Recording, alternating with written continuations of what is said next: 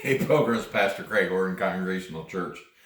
Well, I told you last week in my video that we were on a bit of a road trip, and I recorded that video standing in front of a church that actually was in Vega, Texas. And you see, Lori and I had taken that little road trip that turned into 4,828 miles as we traveled the Route 66, that famous route that initially took people from the Dust Bowl and various places of the country during the Depression as they went toward that promised land of California looking for jobs and opportunity. And we traveled that route. It's very well known. In fact, you can go out and you can get a variety of maps so that you know these are state by state. Lori had done a great job of doing research. So state by state, we had maps of Route 66. You can't always travel the original route, but you certainly can get on it an awful lot. Some of the original cement is still there in some places, original brick that was laid in some places, picking up brochures and that kind of thing. Lori did a great job of keeping a travel journal, so we know day by day what we had done. We had ordered a couple, 3 books in order to know what to look for and to guide us along the way. And Lori got a new pair of Minnetonka sandals out in, I think that was in Arizona. And we stopped by a lot of fun places. We stopped by the stockyards and got a ear tag keychain holder. The stockyards at Oklahoma City bill themselves as the largest stocker and feeder cattle sale barn in the entire world. So it's kind of a fun place. Lori, as you may or may not know, is a thimble collector, so she picked up an awful lot of thimbles. She has an awful lot of other treasures in her Minnetonka box. Her moccasins have gone off somewhere else, probably on her feet in bed because she loves them so much. Anyway, I got to thinking, we did that trip, we were away from home, but I'm sitting here at the kitchen table looking at these treasures and just enjoying being home. It is so great to be back home, even though we were seeing daytime highs in the 60s, lows in the 20s and 30s at night in the areas where we were, but those daytime highs in the 60s, lots of sunshine. Here we sit in Michigan. I think it's about 15 or 16 degrees outside right now as I'm recording this, and we're looking forward to an Alberta clipper coming through on Monday with some storm and snow and that kind of thing. But even though it's cold and frigid and here in Michigan, it is so good to be home after traveling for a couple of weeks. And that got me thinking about a verse, Deuteronomy 26:5. Deuteronomy 26:5 is, "A traveling Aramean was my father."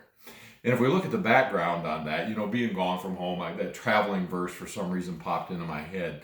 And so I started a little bit of researching, and being far from home can make us feel so disoriented, out of sorts. And the history on that verse, if we take a look at it, was given in Deuteronomy to the Israelites as they were establishing the festivals and the feasts, Passover, the Festival of Weeks, the Festival of First Fruits. And that's the thing, this verse, "A traveling Aramean was my father," is the way they start out when they bring the first fruits into the temple to be sacrificed or to be given in honor of God. And those first fruits of that harvest, the first thing that they harvested, even though they've been probably at that point maybe rationing some of their food because it had been a year since they'd been able to harvest anything. And so those first fruits, though, were brought in to honor God for his provision. And we think a little bit about going from hunger to being satisfied. And that issue of a traveling Aramean, is the verses they used at that Festival of First Fruits, harkens back to the earlier days of Jacob and the fact that he was in a famine scenario after Joseph had been sold by his brothers into Egypt, and Jacob and his family were starving to death in the land, and God instructed them to go to Egypt and look for food. And of course they reconciled with Joseph. You know all of that story, but that refers in those verses in that First Fruits festival back to the fact that Jacob was lost and in a land starving, and God provided for him. And then we look forward in those verses, they also use that as they, being the Jews, even currently use that verse in Passover as they're eating the Seder dinner.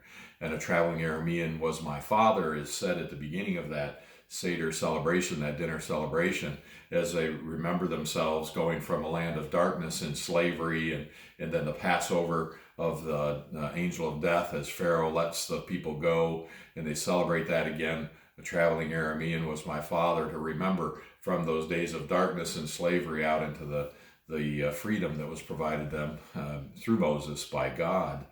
And what's the lesson for us? Well, the lesson for us is if we're not careful, we can get into that land of desolation. We can get into that starvation mode. We can get into a famine from communing with God, and we've got to be very careful of that. And I was reminded of that as we were traveling, especially once we turned around at Needles, California.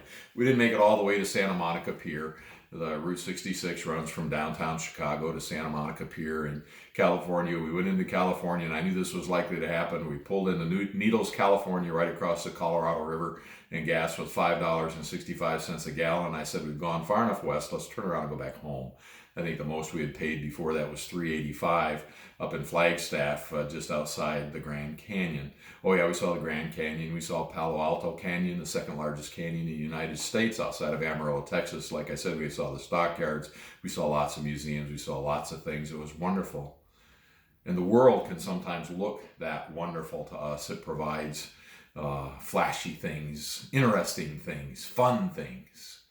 Not that God can't be flashy and interesting and fun, but we have such a tendency to go after the things of this world, and we can find ourselves starved of our relationship with God. So my call to you, just like it feels so good to be here at home this morning, looking through our treasures that we collected, looking forward to worshiping God on a Sunday morning, looking forward to reading the Bible, looking forward to back into my routine of study, my routine of a Bible, of a prayer journal, reading my Bible on a more regular basis, being able to commune from my easy chair or my kitchen or my living room or wherever it is that you worship God.